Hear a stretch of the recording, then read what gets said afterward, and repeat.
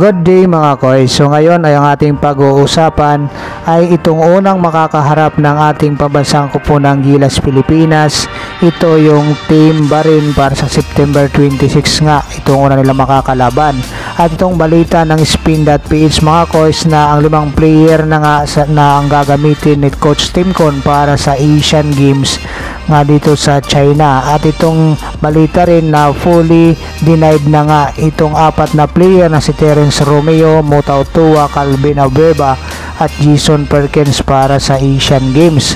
At itong balita mga koys ng Spin.ph na sinasabi ng POC at saka ng SBP na na-overlook nila ang listahan kaya hindi nila napansin nga ito dahil sa busy sa preparation para sa World Cup ay ating pag-uusapan. Pero kung bago ka pa lang sa aking munting YouTube channel, baka pwede mo namang i-like and subscribe. So ayon nga ba sa balita mga koys ng Spin.ph, Gilas begins preparation against Bahrain in Asian Games opener.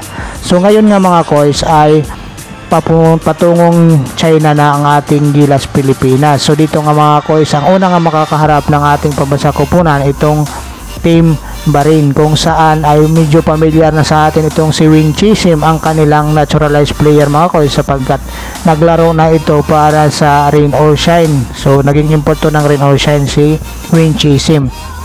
Ang nakakaalarma dito mga koys, itong number 11 player ng Bahrain. So itong katanungan natin, anong ginagawang hakbang ni Gilas Coach Timcon regarding dito sa una nilang makakalaban na Team Bahrain para sa Asian Games? So ito mga koys, ang sagot ni Coach Timcon ayon pa rin sa balita ng Spin.ph. While the focus of Con is on Bahrain, Gilas is also preparing to study their next 2 opponents in Thailand and Jordan. The 2 teams are very familiar with the Gilas Pilipinas. So ito mga koys, ang focus talaga ni Coach Timcon ay itong number 11 player nga na si Musti Rashid, kung saan ito nga mga koys ay nagtala lang naman ito ng 10 3-pointer. So ito ang nakaka-challenge para sa Gilas Pilipinas. So ayon nga dito sa balita rin ng Spin.ph, Bahrain 3-point shooting will be one of the taking points of Gilas Pilipinas in their match-up, citing Musti Rashid who nailed 10 3-pointer in their game against Syria during FIBA Olympic pre-qualifying tournament. So itong number 11 mga koys ang nakakaalarma dito para sa Gilas Pilipinas. So mantakin ba naman mga koys ang ipasok ang 10 3-pointer nga nito? So ayon nga kay Coach Timcon, ito yung kanyang patututukan para dito sa Gilas Pilipinas. So ngayon mga koys, sino ang pupwede dito bumantay sa number 11? So itong sinabi ni Coach Timcon na itong veteranong guardian na si Chris Ross mga koys ang tatao dyan sa number 11 ng Team Bahrain nitong si Rashid. So alam naman natin mga koys na itong si Chris Ross ay maganda itong dumipinsa. Samantalang itong si Wing Chixim naman mga koys, alam naman natin na maganda rin ang nilalaro nito. Naglaro na nga ito para sa Rain or Shine. So dito makakatapat niya si Justin Brownlee at saka itong si Ange Kwame ng ating Gilas Pilipinas. So sa tingin ko noon mga koys, kayang depensahan ni Justin Brownlee at saka ni Ange Kwame itong si Wing Chixim. So dito naman tayo mga koys sa pangalawang balita natin. Roster seat Gilas Philippines to stick with Ross, Alas, Tolentino and Perez.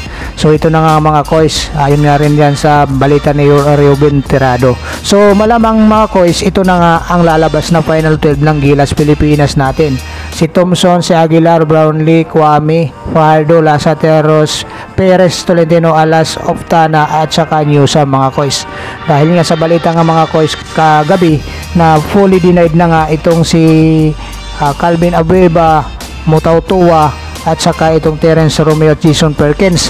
So nag-stick na nga mga koys ang hagok sa decision nila na hindi nila isasama itong 4 na player para sa Gilas Pilipinas para sa Asian Games. So move on na tayo doon mga koys. So wala na tayong magagawa doon. Ang decision na mismo yon ng hagok. So dito naman mga koys sa pangatlong balita nga na sinasabi nga mga koys ng POC at saka nitong SBP, itong pinagmulan ng problema ng Gilas Pilipinas dito sa listahan na busy sila sa naging preparation para sa World Cup, kaya na overlook nila mga koys itong listahan na ipinasa sa hagok. So base dito sa balita nga mga coach, inaamin na mismo ng SBP at saka ng POC ang kakulangan nga na nanggaling nga sa kanila. So maraming salamat mga coach, hanggang sa muling sports news natin. God bless you all.